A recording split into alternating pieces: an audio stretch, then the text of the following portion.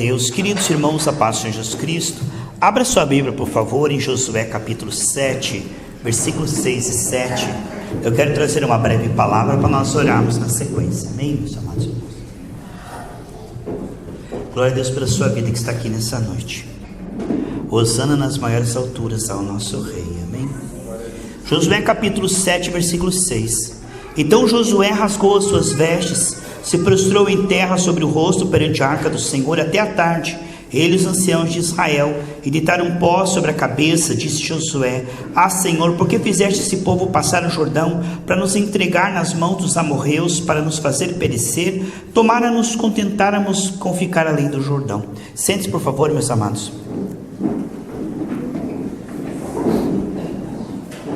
Interpretar corretamente a Deus é algo que realmente a unção pode fazer cada vez mais. Conheçamos e prossigamos conhecer o Senhor. Quando Deus teve a ideia de nos salvar, Ele nos salvou mesmo. Deus não mudou de ideia. O Espírito que Ele derramou em Pentecostes, Ele nunca tirou de volta, Ele nunca tomou. Lá na cruz, Jesus realmente nos conectou à saúde divina. Nos conectou sim à provisão, à prosperidade, aos dons excelentes. Ele nos conectou ao paraíso, à salvação. Ele nunca mudou de ideia. Tentar convencer a Deus de nos abençoar é uma loucura, porque a ideia foi dele, ele nunca mudou de ideia. Deus quer muito mais do que nós podemos jamais imaginar, que sejamos próximos, saudáveis e cheios do Espírito Santo no desempenho, como já somos no Espírito que Ele fez lá na cruz. Essas realidades acontecem gradativamente, não por culpa de Deus. Não é porque a mão de Deus está encolhida, nem seu ouvido é gravado. Não é porque Deus é Caim e não quer dar, ou porque Ele é um Deus tirano que tem prazer em ver-nos viver sem aquilo que Ele conquistou, derramou o seu sangue para conquistar. Deus não é bipolar, Ele não subiria na cruz para nos curar, para agora não manifestar essa cura.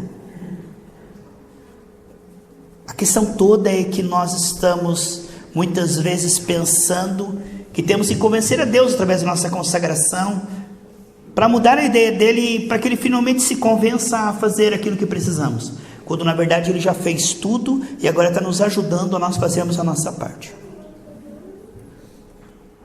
Deus já derramou sobre nós toda sorte de bênçãos. Ele nos conectou no Espírito, mas a nossa alma precisa se desconectar da carne. Aí está a renovação da mente, que é o que falta. A graça, ela foi derramada, mas ela não funciona em certas frequências, que é quase sempre a frequência que o homem está. Porque tendo o Espírito, muitas vezes andamos na carne. O que vemos é, a graça, ela quer salvar, ela quer curar, ela quer prosperar, ela quer santificar, ela quer abençoar. Mas ela não opera em certas frequências. Assim como a FM não funciona na M, entende? Você já ouviu falar que quando eu estou chateado com alguém, se eu não chamar isso de pecado, a graça não funcionará na minha vida? Hebreus 12:15. Você já viu lá em Tiago 4:6, que diz a palavra de Deus que se eu for soberbo, vaidoso, arrogante, orgulhoso, a graça não funcionará para mim? Quer dizer, a graça, ela passa bem pertinho da pessoa, mas como se fosse uma capa de chuva, escorre e cai lá embaixo. Há certas coisas que podem impedir a graça. E eu quero que nós respondamos bem essa palavra, irmãos, não com culpa. Não vai adiantar. Nem com esforço de tentar mudar isso na carne. É muito importante a resposta que nós damos à palavra de Deus. Tem que ser pela graça também. Nós vemos que a graça não funciona. Se eu estou magoado, se eu estou orgulhoso, se eu tenho algum pecado, como aconteceu aqui com Israel. Josué estava se lastimando das circunstâncias contrárias e de Deus. E o problema não estava nem na circunstância, nem em Deus, estava no pecado. Josué não viu isso aí não. Olha o que Deus diz para ele no versículo 10. Josué 7:10. Precisamos compreender que está escondido.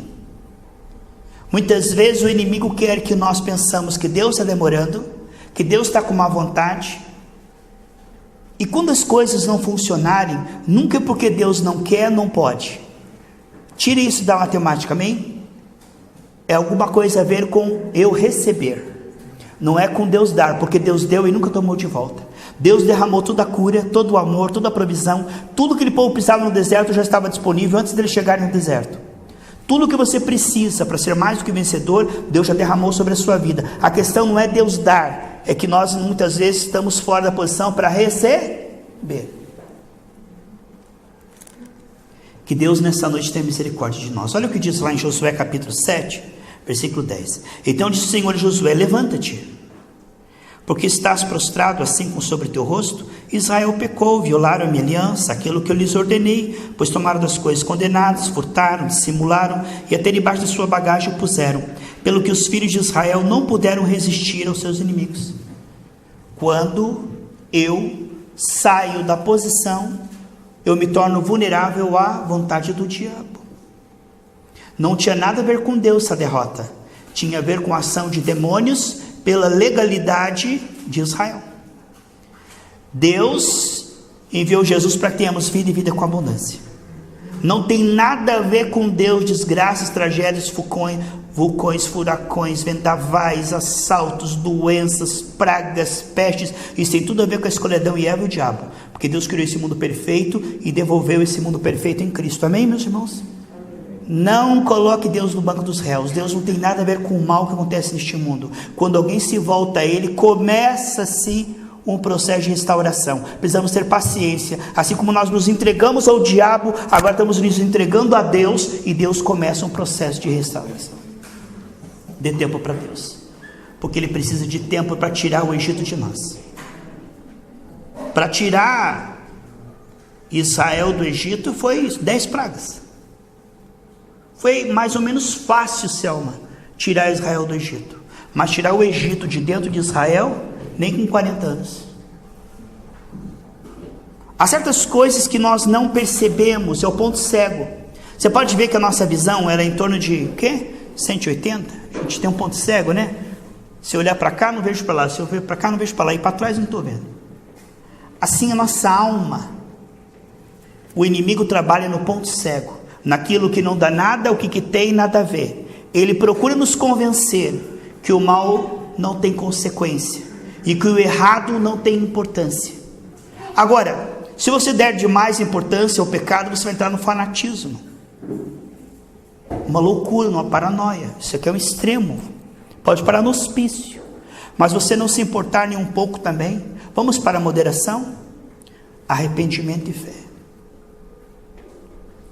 A coisa mais linda que Deus pode mostrar, irmãos, é o foco por onde o inimigo está tendo legalidade de fechar aquela porta. Porque não adianta ele resolver os nossos problemas, se o inimigo tiver acesso, o inimigo vai lá e destrói de novo, não é, irmãos? Precisamos descobrir por revelação qual é a porta que estamos abrindo de legalidade. Porque uma pessoa orgulhosa jamais vai achar que é orgulhosa, ela vai achar simplesmente que ela tem bastante amor próprio. Uma pessoa egoísta não vai dizer que é egoísta, ela vai dizer apenas que ela é previdente. Uma pessoa fofoqueira não vai dizer que é fofoqueira, vai dizer que é apenas uma pessoa comunicativa. Uma pessoa sensual, orgulhosa, ela não vai dizer que ela é sensual, ela é apenas uma beleza extrema, que quer desfazer, a natureza me fez assim. Então, o que vemos é que essas coisas nos tiram, nos apartam da graça. A Bíblia diz que a vaidade e o orgulho é o suficiente para que a graça de Deus não ofereça em nossa vida, irmão. Agora a importância da humildade verdadeira, não fingida, não manufaturada. Como disse o pastor Geraldo, o irmão lá estava muito orgulhoso, o pastor dele chamou e falou: você está meio orgulhoso, irmão. Você é meio arrogante, assim, topetudo. Essa pessoa assim meio pedante. Você vai conseguir nada assim, não. Falei: pastor, tá bom. Final do ano, ele fez a formatura lá, ele convidou, ele arrumou, ele soprou as bexigas, arrumou tudo, irmão. Arrumou tudo. E quando o pastor chegou, olhou aquilo tudo arrumado, falou: Marcelo, vem aqui orar, agradecer. Aí ele ficou lá: não, manda outro, eu sou muito humilde. Eu falei: ih, Marcelo, piorou. Antes era um orgulhoso, agora você é um orgulhoso fingindo que é humilde, se esforçando para ser humilde. Piorou. Não é se autoconsertar, não é tentar resolver isto desesperadamente. A graça, ela é homeopática, ela não é aquela que agride o corpo e já no outro dia tá bom, não, ela vai trabalhando. A graça, irmão, aviva o Senhor a sua obra ao longo dos anos. Eu louvo a Deus por você que não desiste disso, mês após mês, ano após ano, como o missionário Humberto falou segunda-feira lá no culto na casa dele. Receber Jesus, aceitar Jesus, se batizar nas águas é relativamente fácil. Agora, seguir Jesus o resto da sua vida, irmão, é para muito poucos, porque são muitos desafios, muitas coisas acontecem para nós desanimarmos, desistirmos e outras escolhas, né? Portanto, se algo nos cativar, que Deus chama de pecado, e nós não nos humilharmos, e não confessarmos aquilo como pecado, de uma forma intensa, com orações, súplicas, jejuns, rosto no pó, aquilo não sai de nós. Porque sabe aquele pedido de perdão, como eu postei outro dia, você pede perdão, mas não está disposto a abandonar isso, né? Estou arrependido, mas não a ponto de largar isso aí. Sabe aquilo que você fala: Senhor, me perdoa, mas no fundo você não quer que aquilo saia de você, aquilo não vai sair de você. Chega um ponto, irmãos, em que a gente cansa de ficar pedindo perdão, como a porca, você lava a porquinha, põe perfume francês, um laço de fita, daqui a pouco ela pega, olha para a lama e volta para a lama, porque a natureza dela ama estar até o nariz na lama. Assim, nós não precisamos apenas do perdão de Deus, nós precisamos ter nojo do pecado, para que nós venhamos realmente ir além do perdão, chegar no poder de Deus para mudar o nosso desempenho, porque a graça faz isso. E muitas vezes nós estamos girando em círculo no deserto da alma. Perdoa, Senhor. Ele olha e fala: te perdoo. Perdoa, Senhor, te perdoo. Perdoa, Senhor, te perdoo. Mas nós continuamos amando aquilo está no nosso coração. Deus nos perdoa, mas não vai além do perdão, irmão. A graça não penetra, ela apenas passa por fora. A coisa mais linda, irmãos, é a moderação. A Bíblia diz que é uma tristeza segundo Deus que opera o arrependimento. Sabe quando nós não estamos tristes com o nosso pecado? Diz que a única tristeza do hipócrita é ser descoberto, né? Ele peca, que ele fica furioso: ai, quem foi que contou? Ai, essa pessoa me paga, né? A tristeza da pessoa não é ter pecado, é ter sido descoberto. Se ninguém descobrir, crime perfeito, né? Mas isso é hipocrisia. Lucas 12:1 diz que esse é o principal pecado, é o fingimento. O pecado que não tem perdão é o fingimento, porque enquanto eu estou fingindo, eu não estou disposto a tratar aquilo. É uma ferida na alma. Que Deus nos ajude, amados, a chegar ao dom do arrependimento, para que Deus possa sarar a nossa alma e a fé brotar, porque a fé não brota num coração sujo.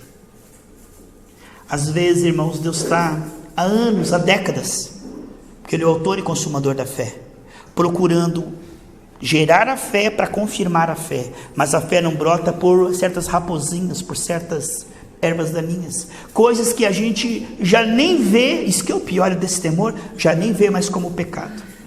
Veja o que diz em 2 Samuel 14:14.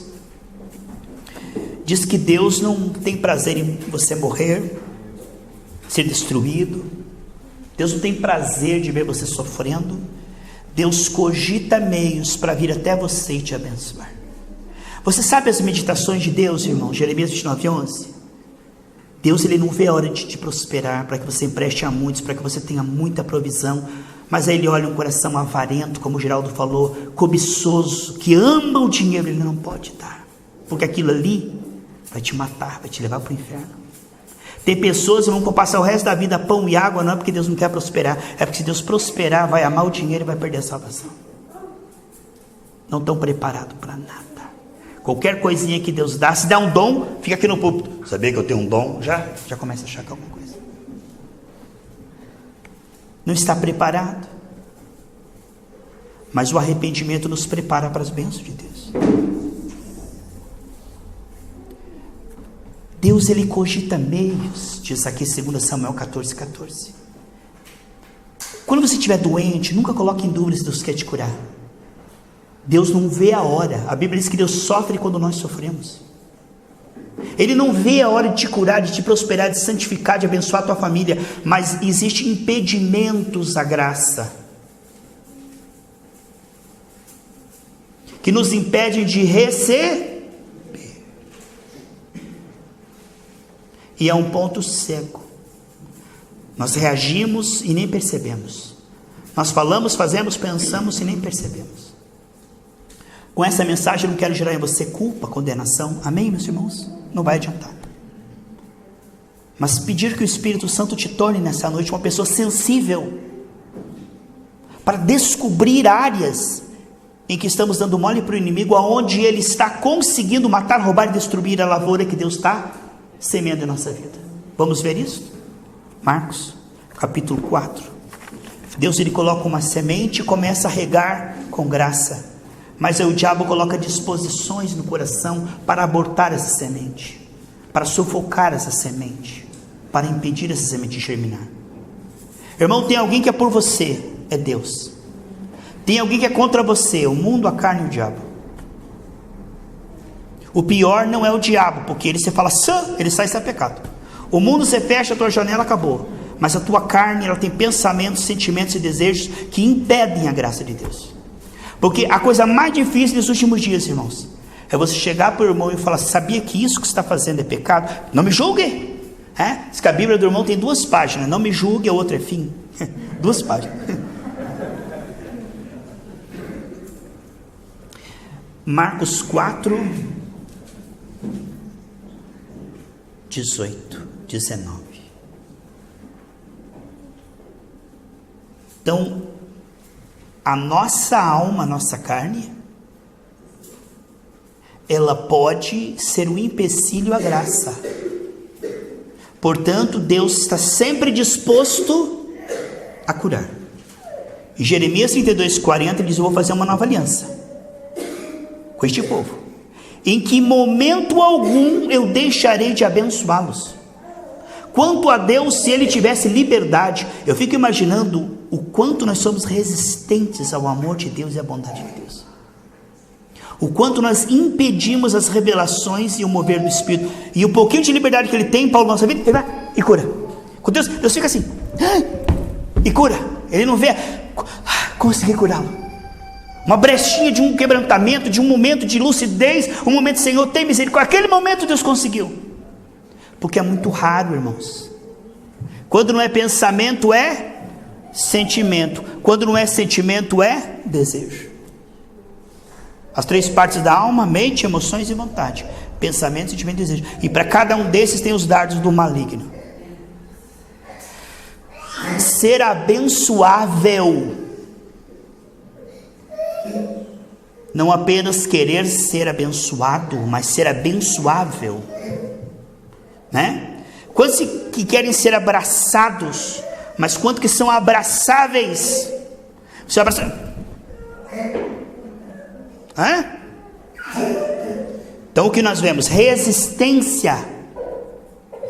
A graça é um profundo cavalheiro, Selma. A graça jamais fará na sua vida, além daquilo que ela gerou em você, o querer efetuar. Jamais. Se Deus olha, eu já vi isso aí, acho que você também já viu. Eu já vi no culto pessoas com vários demônios, irmãos. E olhava e dizia, Senhor, ele dizia, não quer. Essa pessoa dá legalidade porque ela gosta disso, ela permite isso. E se você expulsar, vai vir 7. Deixa só com esse aí. Quando se arrepender. Não foi assim com Josué que nós lemos aqui, irmão. Deus espera até que nós queiramos. E que ele diz, se quiserdes, que diz Isaías 1,19? Se você quiser me ouvir, você comerá o melhor dessa terra. Mas se você não quiser, você será destruído. Por quê? Por Deus, que é vingativo? Não. Porque dizer não para Deus é dizer sim para o diabo. Não tem neutralidade. Tchau, Deus, fica lá. Diabo, estou sozinho. Não tem. É impossível. Dizer sim para Deus é dizer não para o diabo. Dizer sim para o diabo é dizer não para Deus. Todas as nossas escolhas, elas não são neutras.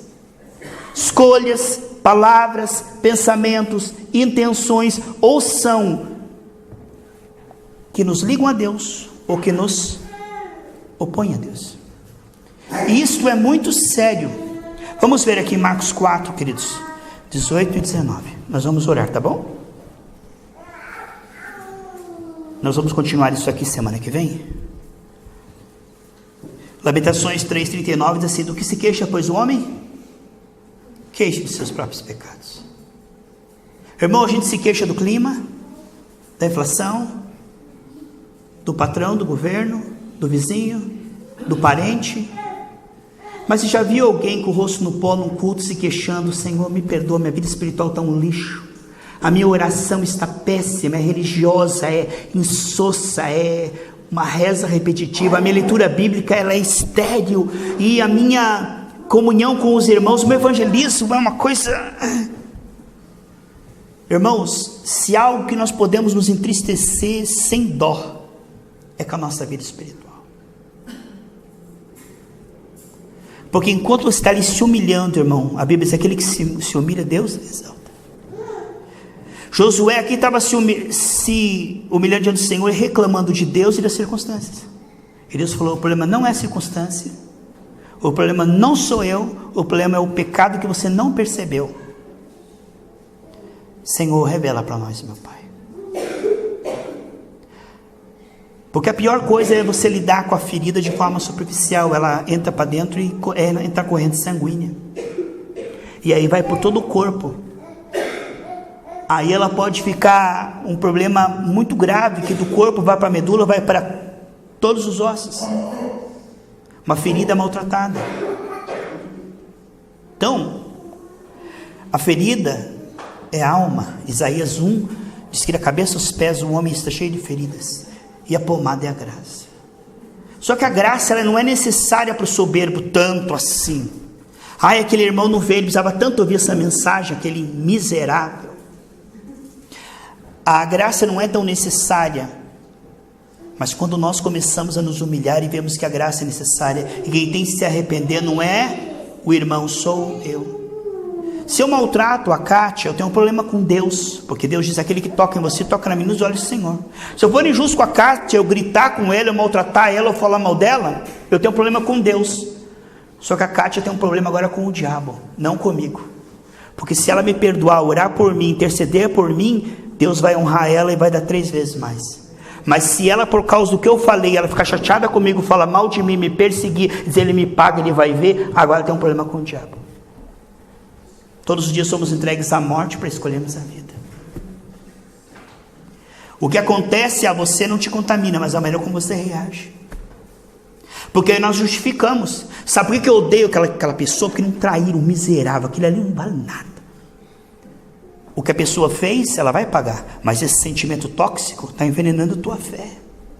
Está te fazendo mais mal que aquela pessoa. Ela nem está nem aí, lá. E você ali pensando, escumando pelos cantos da boca. Marcos 4,18. Os outros, o semeado entre os espinhos, são os que ouvem a palavra, mas os cuidados do mundo. Quero, pero no mucho.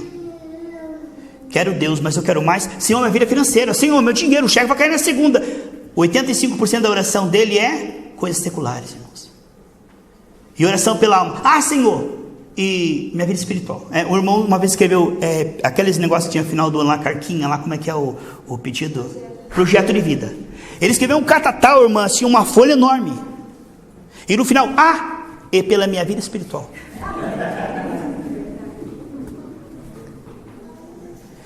Se você aguar todo o teu jardim e deixar uma planta, só uma gotinha, o resto você taca a água lá, vai crescer tudo, menos aquela, não é? Aquilo que se dá mais tempo, mais atenção.